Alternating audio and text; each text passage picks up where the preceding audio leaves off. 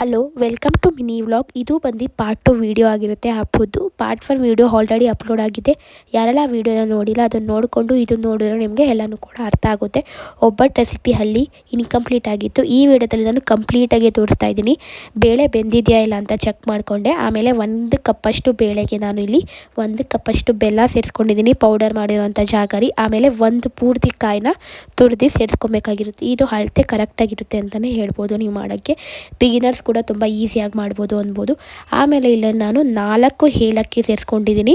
ಅದನ್ನು ಕೂಡ ಚೆನ್ನಾಗಿ ಮಿಕ್ಸ್ ಮಾಡಬೇಕಾಗುತ್ತೆ. ಇದು ಸ್ವಲ್ಪ ಎಲ್ಲ ಕರಗಕ್ಕೆ ಸ್ಟಾರ್ಟ್ ಆಗಬೇಕು. ಬೆಲ್ಲ, ಬೇಳೆ, ಕಾಯಿ ಎಲ್ಲ 3 ಚೆನ್ನಾಗಿ ಮಿಕ್ಸ್ ಆದರೆ ಆವಾಗ ಟೇಸ್ಟು ಚೆನ್ನಾಗಿ ಬರುತ್ತೆ ಅನ್ಬೋದು.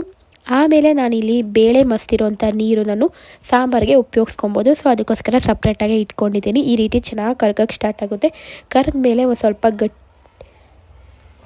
ಒಂದು ಸ್ವಲ್ಪ ಗಟ್ಟಿ ಆಗೋಕ್ಕೆ ಸ್ಟಾರ್ಟ್ ಆಗುತ್ತೆ. ಗಟ್ಟಿ ಆದಮೇಲೆ ನೀವು ಸ್ವಲ್ಪ ಹೊತ್ತು ಹಾರಕ್ಕೆ ಬಿಡಬೇಕು. ಸ್ವಲ್ಪ ಹೊತ್ತು ಹಾರಕ್ಕೆ ಬಿಟ್ಟ ಮೇಲೆ ನೀವು ಗ್ರೈಂಡ್ರಲ್ಲಾದರೂ ರುಬ್ಕೊಬೋದು, ಮಿಕ್ಸಿಲಾದರೂ ರುಬ್ಕೊಬೋದು, ನಿಮ್ಮ ಇಷ್ಟ. ನಾನು ಗ್ರೈಂಡ್ರಲ್ಲಿ ರುಬ್ತಾ ಇದ್ದೀನಿ ಯಾಕಂದರೆ ಈಸಿ ಆಗುತ್ತೆ ಅಂದ್ಬಿಟ್ಟು. ಸೊ ಅದಕ್ಕೋಸ್ಕರ ನೀವು ಯಾವುದಲ್ಲಾದರೂ ರುಬ್ಕೊಳ್ಳಿ. ಫಸ್ಟು ಚೆನ್ನಾಗಿ ತೊಳೆದು ಒಂಚೂರು ನೀರಂಶ ಇಲ್ದಂಗೆ ನೀಟಾಗೆ ನೀವು ಒರೆಸ್ಕೊಂಡು ಇಕ್ಕೊಬೇಕು. ಆಮೇಲೆ ಸ್ವಲ್ಪನೇ ನಾವು ಮಾಡಿರ್ತೀವಲ್ಲ ಹೂರಣ, ಅದನ್ನು ಹಾಕ್ಕೊಂಡು ಚೆನ್ನಾಗಿ ಈ ರೀತಿ ಮಾಡ್ತಾ ಇರ್ಬೇಕು. ನೋಡಿ, ಈ ರೀತಿ ಚೆನ್ನಾಗಿ ಮಾಡಿ ಒಂದು 15 to 20 ಮಿನಿಟ್ಸ್ ಬಿಟ್ಟರೆ ನೀಟಾಗೆ ಗ್ರೈಂಡ್ ಆಗುತ್ತೆ.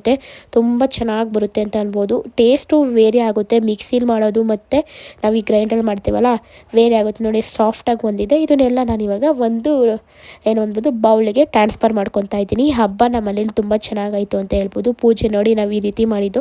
ನೀವು ಎಲ್ಲ ಕೂಡ ಚೆನ್ನಾಗಿ ಪೂಜೆ ಮಾಡಿರ್ತೀರ ಅಂತ ಅಂದ್ಕೊಂಡಿರ್ತೀನಿ. ತುಂಬ ಸಿಂಪಲ್ ಮತ್ತು ಹೋಯಿತು ನಮ್ಮ ಹಬ್ಬ ಅನ್ಬೋದು. ಎಲ್ಲರೂ ಕೂಡ ಬೇವು ಬೆಲ್ಲ ತಿಂದು ನಿಮ್ಮ ಜೀವನದಲ್ಲಿ ಬೇವು ಮತ್ತು ಬೆಲ್ಲ ಹೇಗೆ ಜೊತೆಯಾಗಿರುತ್ತೋ ಅದೇ ರೀತಿ ನಿಮ್ಮ ಜೀವನದಲ್ಲಿ ಕಷ್ಟ ಸುಖ ಈಕ್ವಲ್ ಆಗಿರಲಿ ಅಂತ ನಾನು ಆ ದೇವ್ರ ಹತ್ರ ವಿಶ್ ಮಾಡ್ಕೊತೀನಿ. ಹಾಗೆ ಒಬ್ಬಟ್ಟು ರೆಸಿಪಿ ಬಂದು ಕಂಟಿನ್ಯೂಷನ್ ಪಾರ್ಟ್ ಅನ್ಬೋದು.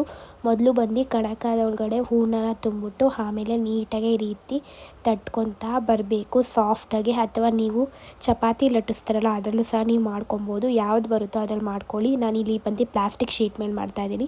ಬಟರ್ ಪೇಪರ್ ಅಥವಾ ಹೋಳಿಗೆ ಶೀಟ್ ಯಾವುದರಲ್ಲೂ ಸಹ ನೀವು ಮಾಡ್ಬೋದು.